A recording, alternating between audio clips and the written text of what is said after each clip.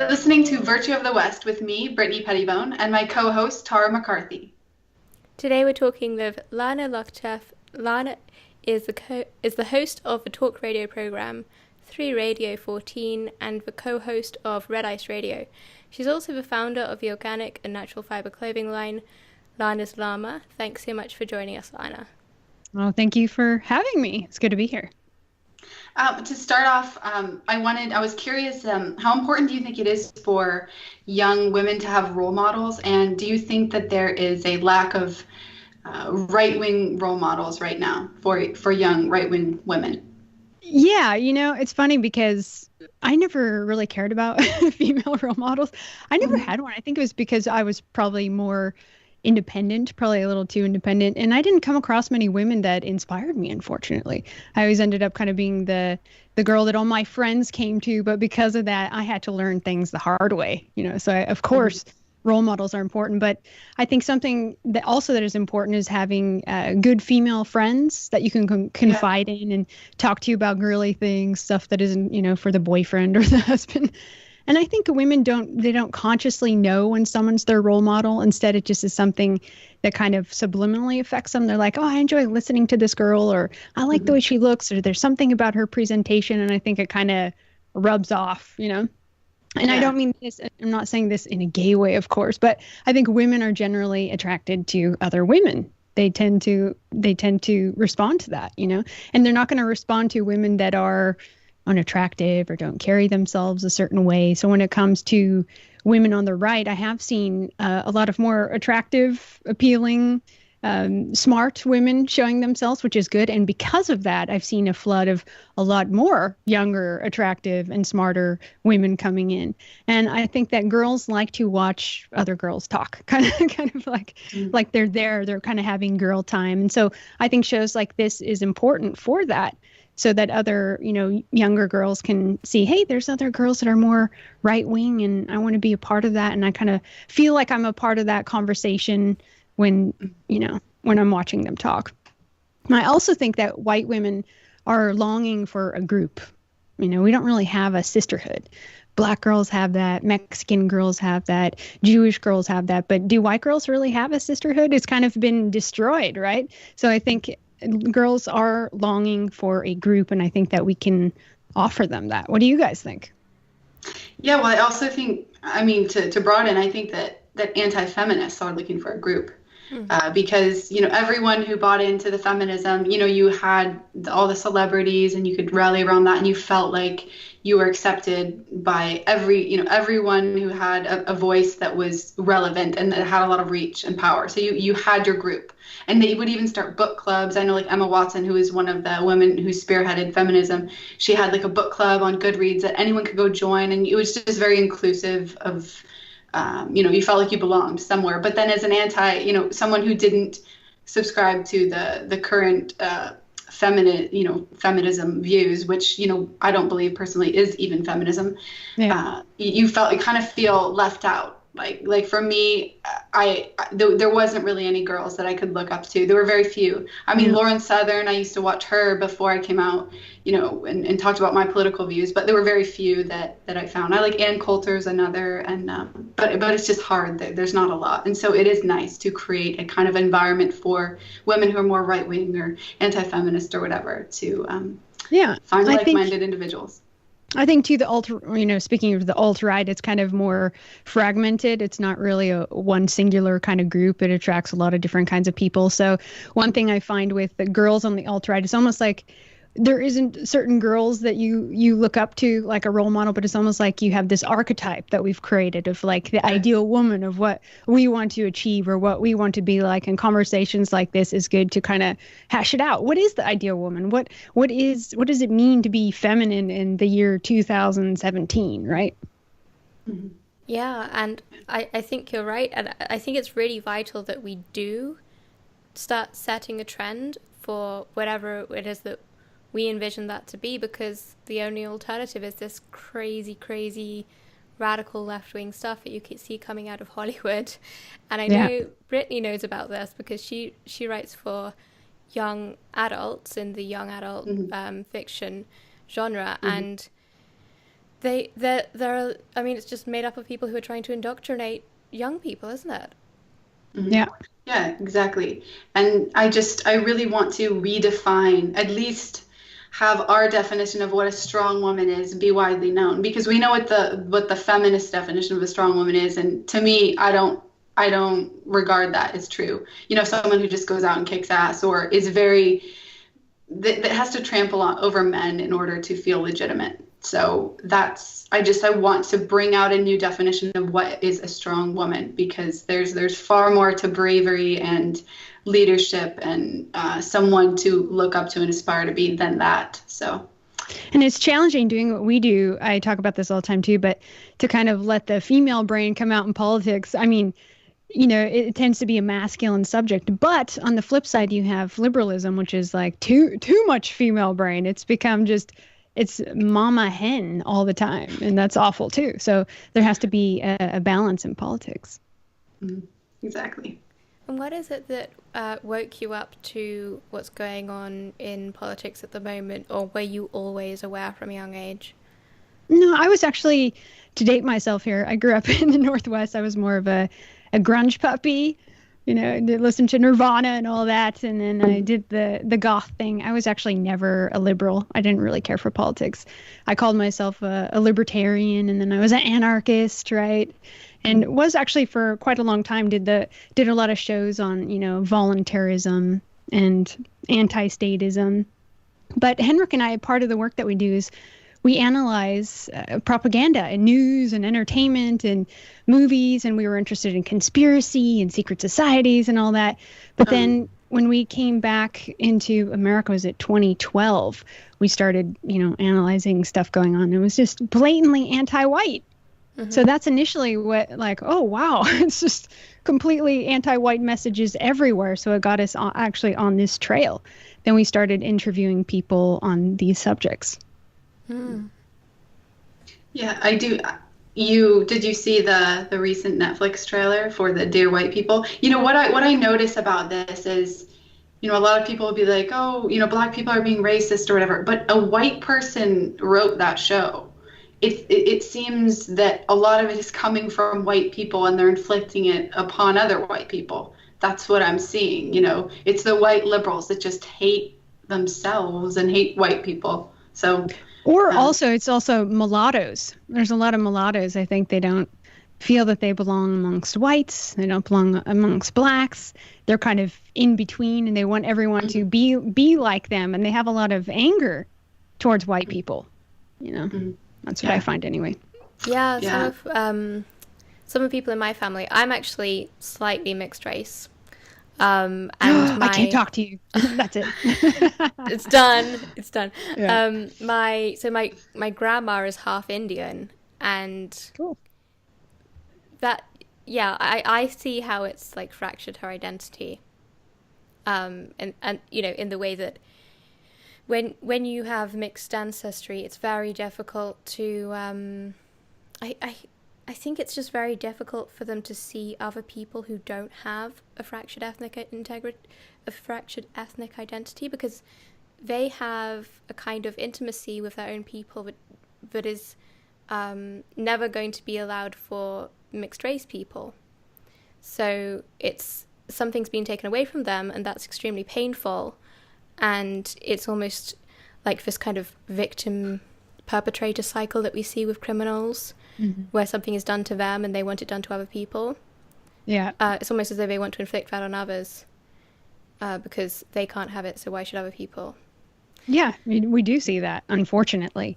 Yeah, so they want everyone to be like them, because then they'll feel better about themselves and belong to a group. And that's another painful aspect of mixing. I mean, people always fall in love. Of course, people are always going to race mix and fall in love. But what's happening now is we see a push for it. Like, it's the ideal, right? You don't want to be all white anymore. Like, you know, mix yourself out and do it for world peace, and we'll all be happier and get along. And that's actually, I mean, that's genocidal thinking. What if someone said that to Jews to mix themselves out, or Indians, or blacks? Wouldn't there be all hell in the world for that? I mean, the whole thing that we're talking about here, nationalism, why I became a nationalist is because I found too, it's the way to protect white people, to protect Black people, to protect Mexicans, to protect Indians. That is diversity. We all have to have our own separate territory. And it doesn't mean that we have to hate Indians and hate Blacks, but we just know that we need our own separate area to thrive. And people need to be able to be free to have their culture. Look at what's happening in America with multiculturalism. It's created more tension, more strife, more hatred. So just ask yourself, what has multiculturalism, has it made America a better place since the 50s or since the 30s? And the answer is no. And look around at countries that are homogenous. Japan, I mean, look, there's no crime. It does well. Sweden, before multiculturalism, it was homogenous. There was no crime. People got along. So, I mean, nationalism really is the answer for enabling peace. We need territories, right? We need our own separate territories. Mm-hmm. Well, I think it's in particular actually with ideologies are what make it impossible to coexist. So for example, Islam, with all the Muslims coming in now, their ideology is in stark conflict with ours and our culture. It's very difficult for them because they won't integrate. They're not going to assimilate. And so it's either we assimilate or they do, and neither side wants to, and we shouldn't have to, they should if they're coming to our country. But I think the main problem is ideologies, because that's what makes it, brings up the conflict. And that's why we have it with Muslims. Yeah, and then you start to find, ideology actually is tied to different ethnic groups and race. I mean, this whole idea of multiculturalism and equality, and these are all ideas of European minds. You don't find these in other countries. So I think ideology and race is very connected. Muslims tend to be of Middle Eastern descent, right? So there is an ethnic tie. So, I mean, I go as far as saying, nationalism, ethno-nationalism, because, we're all different tribes and we all have different territories, and humanity is the story of, war and conquest and fighting over boundaries and territories. That's never, ever going to go away. And I think a lot of Muslims are currently in that period of they want to expand. They're in that conquest period. European people, we already went through that, but I think Muslims are just going through that. And of course, we should fight to keep that out. We've done it before in Europe. Took us a long time to fight them out before. And we've had many wars with Islam in Europe before. So our ancestors would be, they're rolling over in their grave knowing that we're just giving the land back after how hard that they fought them off. Yeah, and this idea about diversity, like you said, it's only a white thing. Like, white people are the only ones who will walk into a school and say this school is not diverse enough. You won't find a Kenyan won't walk into a Kenyan school and see a load of Kenyan children and say, this class is not diverse enough. They won't look on TV and say, our politicians aren't diverse enough, or, our newscast readers aren't diverse enough, because they're all Kenyan, and that's how they want it.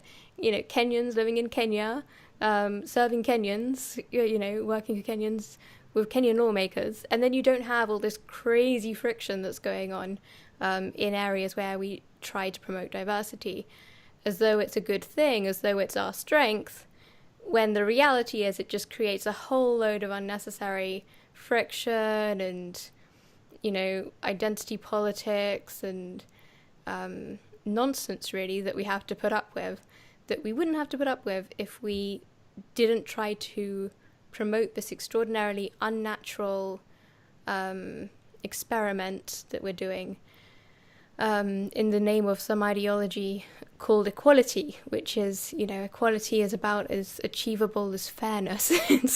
It's an abstract idea that is unattainable.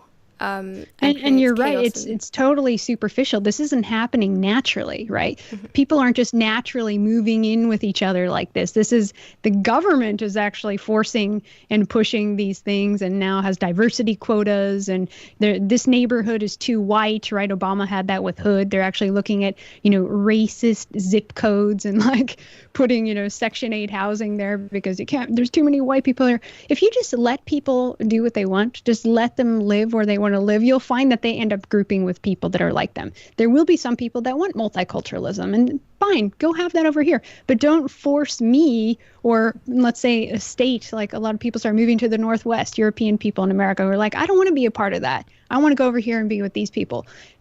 They should just be allowed to have that. Freedom should mean letting people live with whoever they want to live, right? Mm-hmm. So, I mean, America is, I mean, it's going to be a different solution than what's happening for Europe. And I see America is probably going to break up into separate territories or a civil war at this rate. But why can't white people just live? Just live. Why do they have to have diversity, you know? To kind of switch gears a bit, I'm curious. The U.S. has like an extremely high divorce rate. In your opinion, why do so many marriages not last? It's almost anticipated that they're going to end in divorce. Yeah, it's so sad. I think that there's a lot of screwed up people emotionally and mentally, and they end up picking the wrong person. They're also very impatient, right? Some people feel pressured. Oh, I got to find them now, instead of waiting for the right person. And I also think you have to really know yourself and know your weaknesses and strengths before you go ahead and pick the person that you think is the right person for you. And, you know, sometimes it might happen later in life, but so be it if it's going to be a relationship that's going to be lasting. I think also in this kind of libtard society, adults act like spoiled children.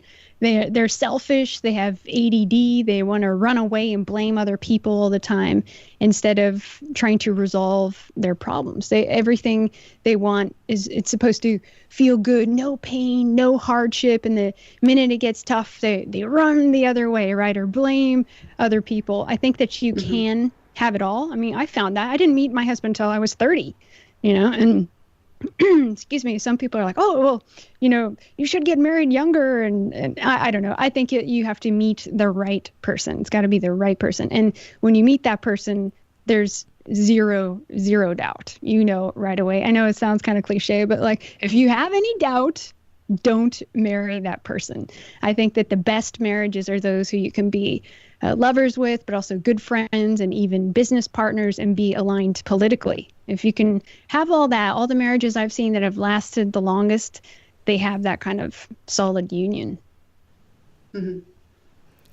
Yeah, I mean, in my opinion, this is from what I've seen, all the people around me whose marriages have lasted or who have divorced, it's usually they'll go into it for the reason that thinking I'm going to be happy. I want, you know, to be happy. And that's the reason that they get married. But I think that's the complete wrong viewpoint, because the way I look at it is, and from what I've seen, it's when you get married, most of it is like sacrifice. You know, it's never always happy, and it's never going to be that.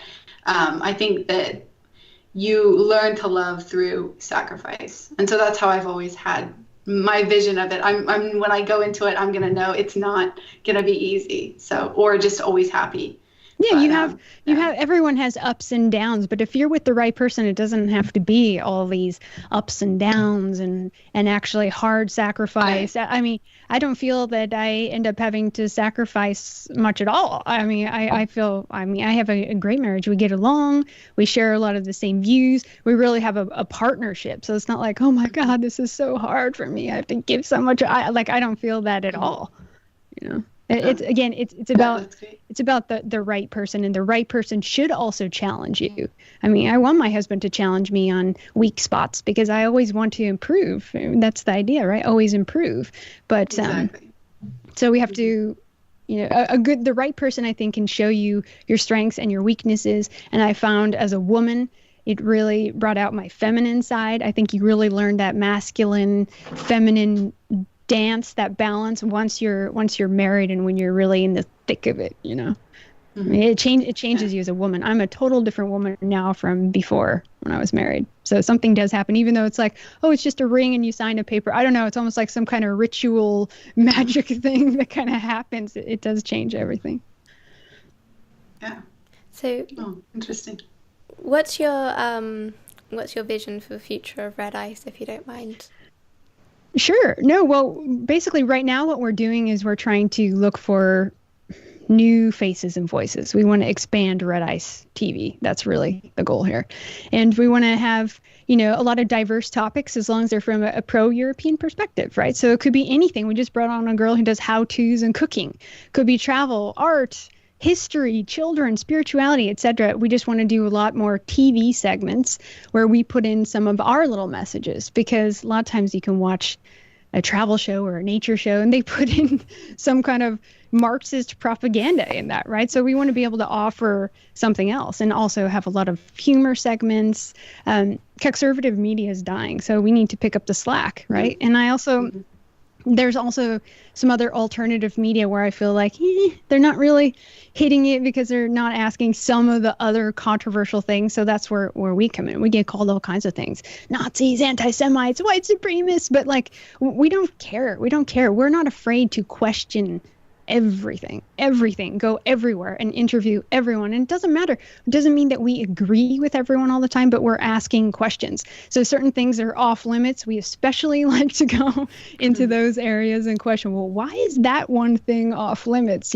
So we do want to do more segments, more mini documentaries, bring on more faces, more correspondents from around the world, and just really grow this network. And we're totally sponsored by our listeners through memberships and donations. So we have no ads, nothing. We're doing this all from scratch on our own. And we're actually looking, sorry, I just had to say this real fast. We're actually looking to hire a new video editor, animator, graphics guy. So if you're listening and you're that guy, come apply. We need you. Awesome. Yeah, that's actually a great point that you made about interviewing people that you don't necessarily agree with on all points. Like, there are very few people who are going to come on this show where we agree with them 100%. I think it's rarely that you ever meet people you agree with 100%. But I think it is important to have, an array of viewpoints and opinions, and brought out, not just making an echo chamber, where everyone's just agreeing all the time. So yeah, I think that's great. And we want to do more debates. I wanted to have on some girls, you guys would be good too, but like a feminist debate with some anti-feminists and feminists. I want to get some more heated debates going. The problem is it's hard to find leftists who are willing to come on Red Eyes. they chicken out. They don't want to do it. I think it's because they know they're going to lose the argument. Yeah, they don't care about truth at all. That's the thing.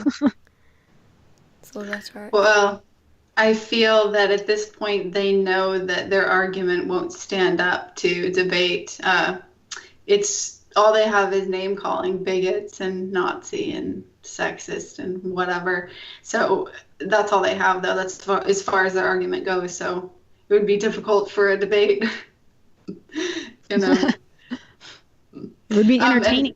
Of course. Yeah, and kind of on that note, there seems to be this current obsession with slogans like "the future is female." Do you think this makes it extra important for right-wing women to try and build platforms, where they can raise their voice against, these leftist the future is women and groups? Female supremacists. Yeah, I see it everywhere. The future is female. Oh God, some kind of female domination. It's like the liberal politics is already very female. Yeah, I'm into a natural hierarchy, nature's hierarchy, right? Yeah, well, I think the number one most important thing, I'll get to that. Yes, I think it, but I think us having families is important, especially because lefties aren't procreating. So basically, our kids will be the future of our nations, which is a really good thing. But I think that we can simultaneously get our voice out there and do shows like this and be active online while you still have kids running around. I mean, we work at home. It works. You can have a family as a woman and do things online. And I think that we need more of that. We need to be more vocal because it attracts other women. And I noticed that the anti-white press, they're terrified of women like us. They never mention us. Anytime they mention the alt-right, for instance, they always make it sound like it's just a bunch of guys in the basements. They don't talk about how these guys have wives, and the wives are supportive, and the wives go to these meetups and conferences, and that they're there. So I think it's important for right-wing women to show themselves that actually we are here. You're wrong. I think it's good kind of to be spokeswomen for our movement and to kind of sell it a little bit. This is propaganda. So I think that it's good marketing, it's good propaganda, and the more of us that get together and do things like this and put out content, I think, yes, it can be highly impactful. So we do need to fight back. We can't just be quiet and not do anything or say anything. We have to call out a lot of this leftist absurdity from the women on the left, too. Mm-hmm. Yeah, because they act like they represent all women, and they really don't. Like, most women don't support... Most white women in America voted for Trump, yet the media's spinning it as though we're all against Trump, and it's not true. You know, they're trying to use women against Trump, even though they're for Trump, you know? Yeah. And women can get away with saying a lot more than guys can, you know, because we can't hurt anyone. I'm 110 pounds. You know, I don't want to dominate. I don't want to dominate black people. You know, it's just like absurd. So I think that we can get away with saying a lot more than guys can. Yeah. Yeah, depending on the subject, sure. Yeah, I found that too. How do you feel about the violence we're seeing from the left at the moment? Well, that doesn't surprise me at all. I mean, they're commies, right? I mean, this is, after all, what they do. Communism has killed more people than any other ideology on the planet. And I knew that as soon as Trump got elected, we were going to see more leftist violence. And I think, what better way to wake up more people, right? To more people to support Trump.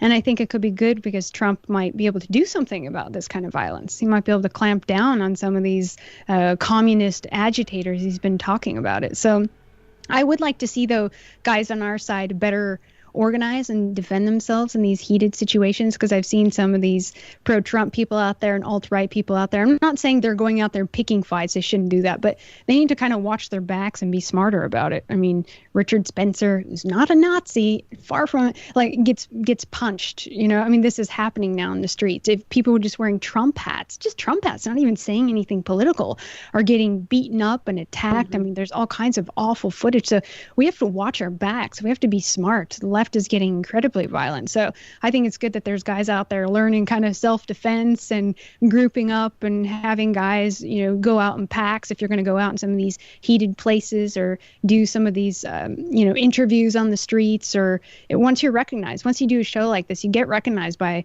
Antifa types, and they don't care if you're a woman. They'll come after you. So we need to start being wise, because these people are murderous. I mean, they come out with, you know, lead pipes now and shovels, and they'll bring an axe. So, I mean, they will kill people, and they're covering up their face when they do it. That should be outlawed too, so that we can identify some of these people. And I think Trump might start to go after some of these people. Well, I really hope so. I mean, especially after UC Berkeley, that got way out of hand, way beyond.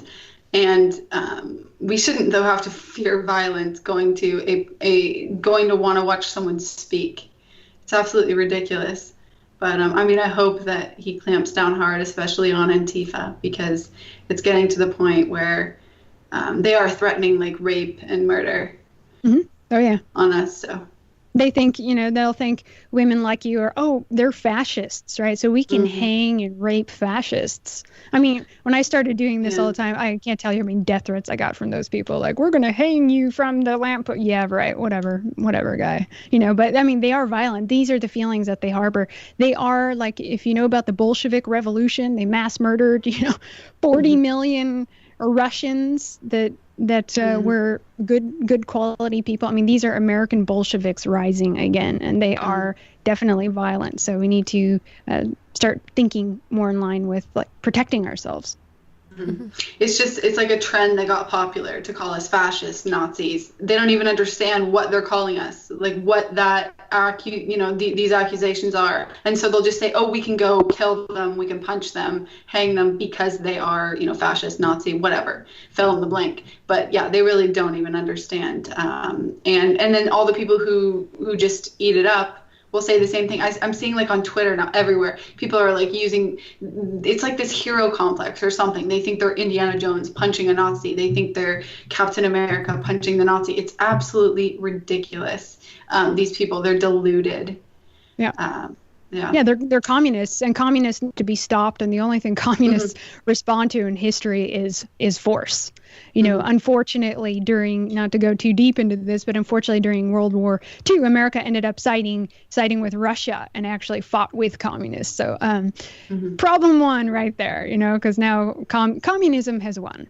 Look around. I mean, it really has. Marxism has infected. So we're going to have to do a lot of cleanup work to take our countries back at this point. Yeah. Just terrible in communist Russia. If you read some books about it, if you don't know, we're talking about how bad it was in communist Russia, how many people were mass murdered. Just read Solzhenitsyn, read Alexander Solzhenitsyn. He was in the Gulag himself. So that's who you can read One Day in the Life of Ivan Denisovich, or the Gulag Archipelago, which is quite long, but you'll hear it there, or Dostoevsky. You're talking to a Russian. House of the Dead. Yeah, House of the Dead. Yeah, but like for anyone who's listening, if you need to understand more, like read those books, because they write all about it and they experienced it, and it was horrible. So how much Russian are you? That's so cool. I'm a bit Russian too. I'm mostly cool. Czech though. Oh, very nice. So Eastern European, both sides, actually, both sides. I am almost entirely Eastern European, which didn't surprise me. I did my DNA test, and then I had some Northwest, Finland area, and all Eastern European. Russians on both sides, they actually were true refugees. They came over in the 50s. They fled from the Bolsheviks and communism. They went and lived in China for a long time. My dad was actually born in China, so people ask, "Are you Chinese?" If my dad's born in China, does that make me Chinese? So, and then they ended up coming over to San Francisco. They came over in the 50s. So, so do you place much importance on traditionalism? And if so, what do you think is the most important aspect of traditionalism? Something we should help foster more in our current society? Yeah, I didn't even know how much I value traditionalism until I was 30, until I met my husband and got into a marriage. I think the word traditionalism makes people kind of think of Christian women in the kitchen all the time.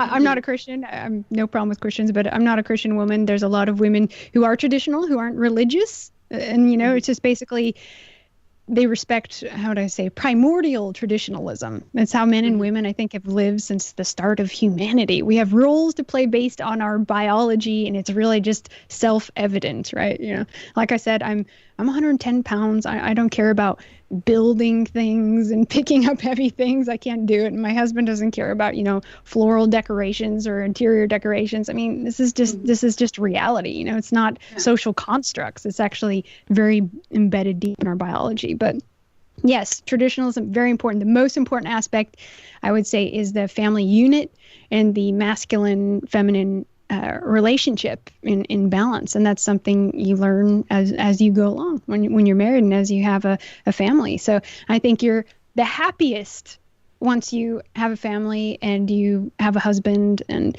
I got sucked into the feminist thinking quite, my whole, like a lot of my 20s without even realizing it. It kind of sucked into me, and my mom too. I think she didn't even quite realize it herself. And you find that you're happier when you actually settle down and you have the right guy. It's a fulfillment that caught me off guard, actually. Oh, awesome. Tara, you were a former liberal, and were you more feminist as well in the past, would you say?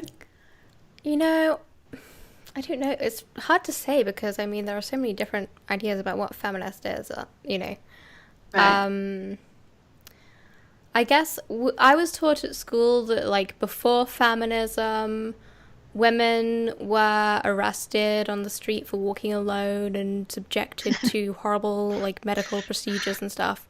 So that pretty much scared me into thinking that it was necessary for women to be able to vote and stuff. So yeah, it's kind of hard to say again, since I was brought up in such a leftist area by leftist parents with leftist friends, etc., it was just very much, and leftist teachers, of course, it was just very much oh, this is just the norm.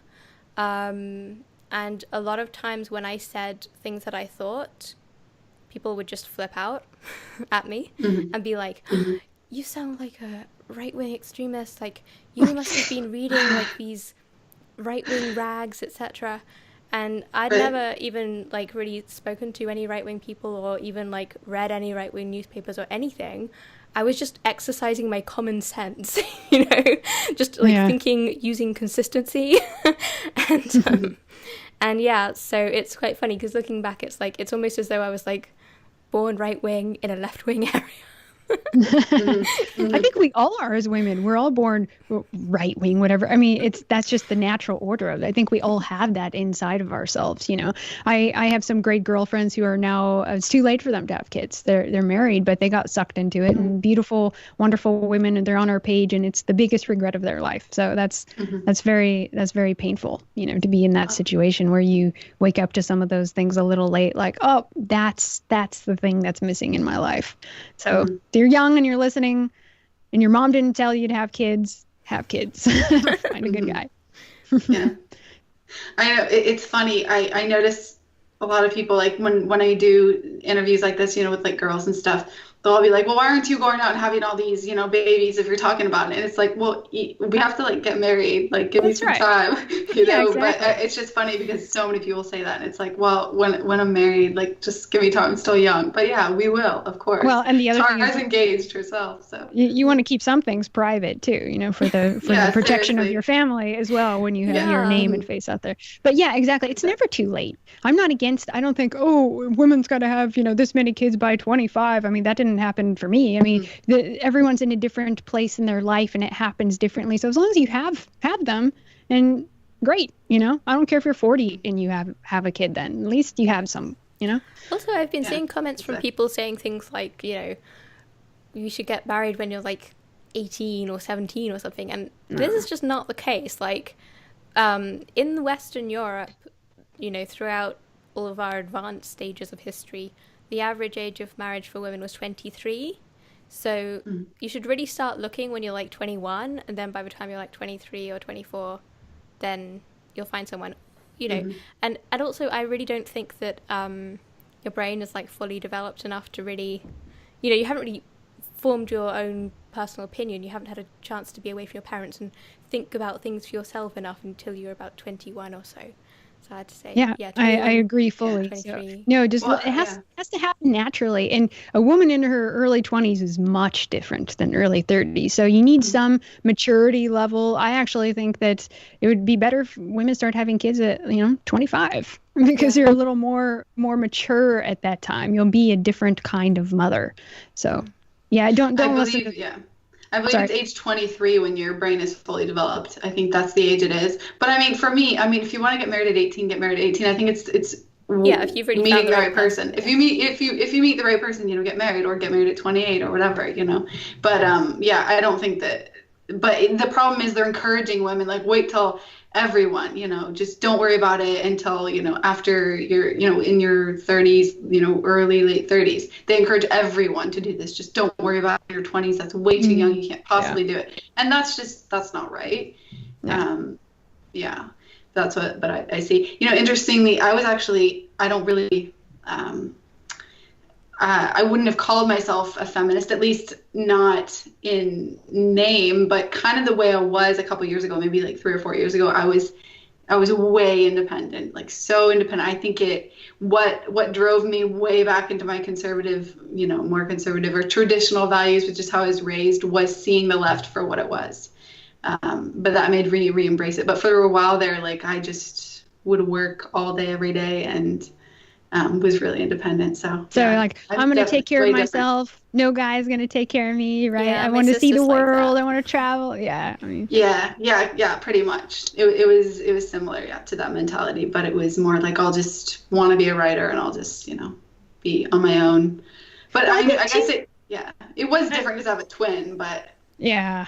No. Yeah, and the other thing is, just because you get married or you're a traditional woman doesn't mean that you like stop reading and can have a business or do other things on the side. That's ridiculous. You can do different things at different seasons of your life, and as long as you juggle it and prioritize, you can do all those things. It doesn't mean you're just chained to the kitchen cooking all day. That's not what it means. Yeah, and the thing is though, because the schools are so leftist, I've decided to homeschool. I'm planning to have kids soon. I want to homeschool. So I am a little bit worried about that because I think it is going to be quite time-consuming homeschooling them all. So I think I'm definitely going to only be able to kind of do this kind of stuff like part-time, like not full-time, as I would like to, but you have to make some compromises, don't you? So... Yeah, it's interesting you mentioned the homeschool thing, which is illegal in Sweden, by the way, if you can believe that. But homeschool networks. I've been talking to other mothers about this too. Like if we can have a lot of people in the same region, then we could pull together and hire a couple teachers basically to help homeschool a group of, 20, 30 kids in the area. So it's almost like a private school. Mm-hmm. That's such a good idea. That's a great idea. Yeah. Mm-hmm. And then it takes a load off of you, and then you have a professional who's more on our page do the teaching for your kids. Yeah, and it's not even that expensive to hire someone, really. I mean, for an hour, how much is it going to cost? Like $100 max, right? Yeah. For like, you could have like 10 different kids, and it's like $10 each per hour of tutoring. I was homeschooled for a little bit, and I loved it when I was young. And it was a Mennonite lady who came. She had the bun and everything. Mm-hmm. Someone had to come drop her off and everything. But yeah, I loved it. So there's options out there, because public school's a nightmare. Mm-hmm. It's a nightmare. All the marks. I homeschooled as well. I loved it too. Oh wow. That's awesome. Yeah, for 2 years, my junior and senior, also 5th grade, but that was random. So I don't know why I just did the 1 year, but I loved junior and senior year homeschooling. That's when I started writing and everything. I loved it. But and how did your parents manage? Was it like a full-time thing? My mom is a superhero. Okay, there's 8 kids in my family, myself included. Wow. There's 8 children. And she managed to like homeschool everything. Yeah, she is a superhero. Wow. I don't know how she did. So I have a lot to live up to, you could say. A lot of times kids that grow up in big families too, they don't want to have a lot of kids. It's the opposite, or some of them end up like not having any at all. Oh, I'd love it. I would love to have kids. I used to not want to, just because I'm not, I was like, I couldn't imagine myself getting married, but I think I was just a very different person, way back when, in my teens, I guess you could say. But now if I meet the right person, I'd absolutely love to. Yeah, so you know where to find Brittany, guys. Because people in the comments, they keep complaining like there are no right-wing women. Like, there's one right here. What are you talking about? Oh, they are. Pretty much anytime I've interviewed a girl, and when I announce that she's single, she always meets a guy. Moving on to another topic. Lana, what would you want the average Trump supporter, say like there's the average Trump supporter listening right now, what would you tell them? Well, if you guys, I know some people probably get tired of hearing me talk about race, but it's so important right now. So I want to tell Trump supporters, because I think they're getting more red-pilled and kind of on that edge where they can come over to our side now. It's happening. They're being primered.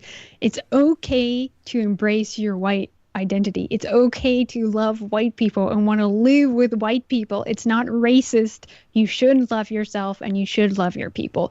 And we should also tell them that through nationalism, we're actually preserving diversity. We need to really hammer that at home to get them to understand that globalism means making everyone the same, watering us all down. We're actually going to lose all our differences. That's why we should be, all of us across the world, different nationalists uniting to fight globalists. We need to do that.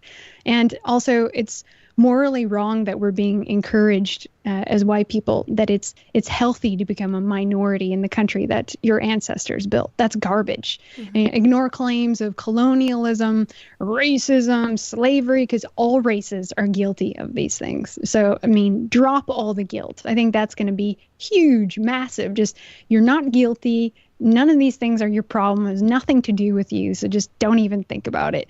I think also start becoming vocal. There's so many people on the right, and they're so quiet. The left is, they lost. Trump won. And it was contrary to what they say. The majority actually voted for Trump. So we need to start being loud and show that we're the majority. Because right now it looks like the leftists are majority just because they're so loud out on the streets. Mm-hmm. And I think we need to become more vocal about Marxism, Marxist lies and manipulation.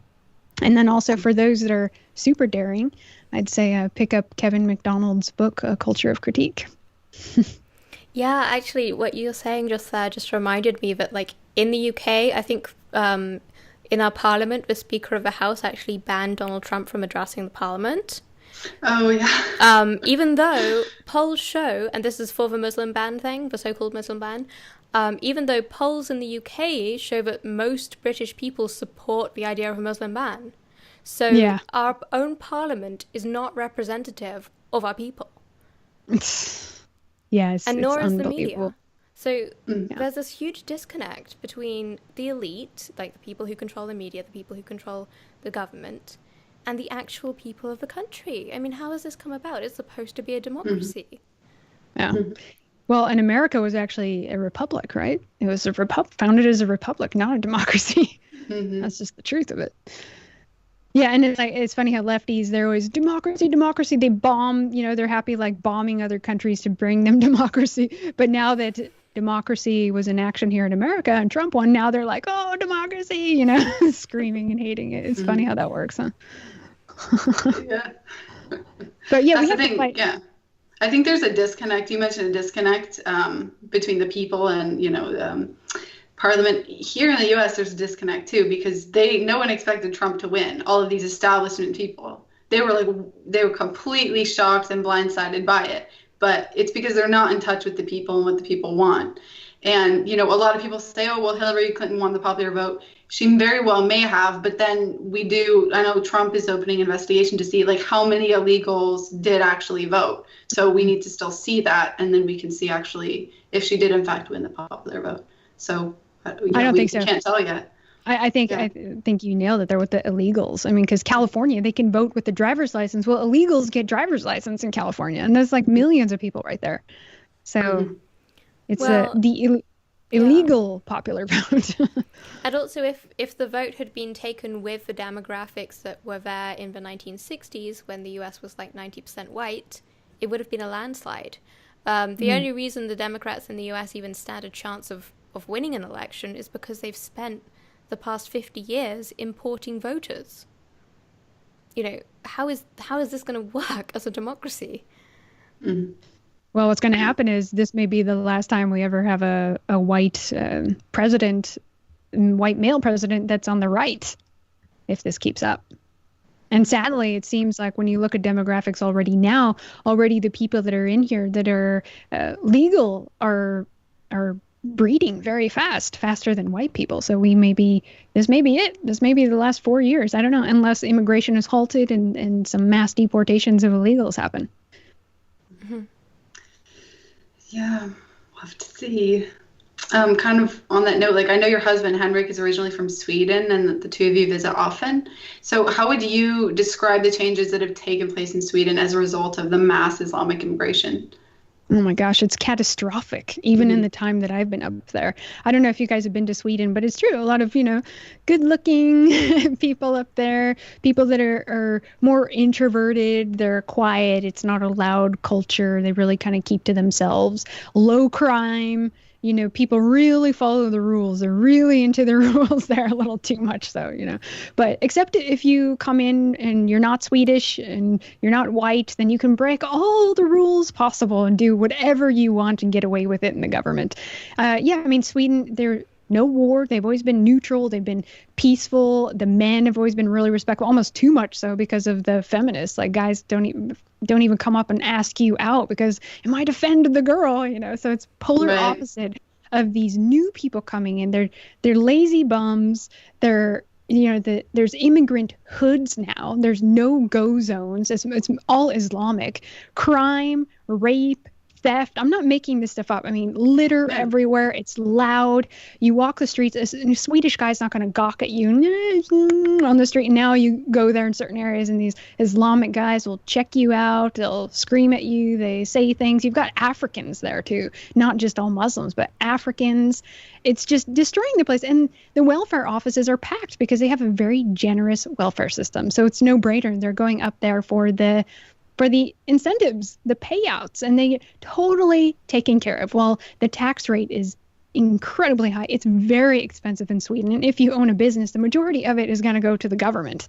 And now you have which is really going to the immigrants, really. It's going to the immigrants. I mean, they're cutting back old people's benefits to give more money to these incoming invaders. So people that worked and paid taxes their whole life, up to 70% tax rate for some people, are now not getting anything towards the end. So it's basically a nightmare.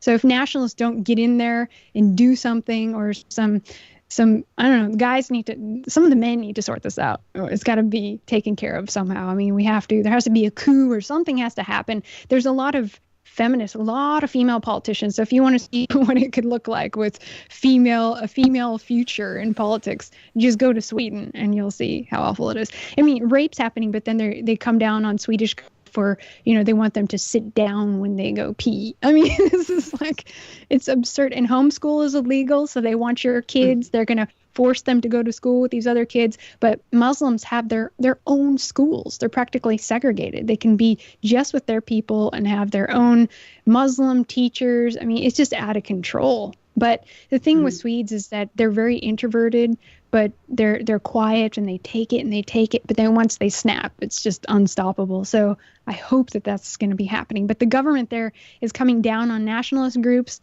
Oh, they're Nazis. We have to shut them down. And they're really attacking hard on any kind of nationalism right now. So I think it might become civil war there at some point. Wow.